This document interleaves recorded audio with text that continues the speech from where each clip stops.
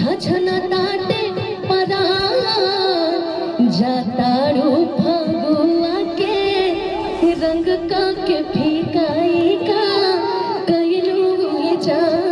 अच्छा सिला दिया तूने मेरे प्यार का, अच्छा सिला। चाहत में मगरूर तो है, क्या हुआ जो वो आज हमसे दूर हो गए। दीपक भैया, क्या हुआ जो वो आज हमसे दूर हो गए। चलो वो मेरे नाम से मशहूर तो है कि समझे न मानीता है। पावर स्टार पवन सिंह को लेकर अनुपमा यादव ने पटना होली समारोह में विरोधियों को दिया अचानक बड़ा झटका। तो क्या है खबर इस वीडियो में हम जानने वाले हैं।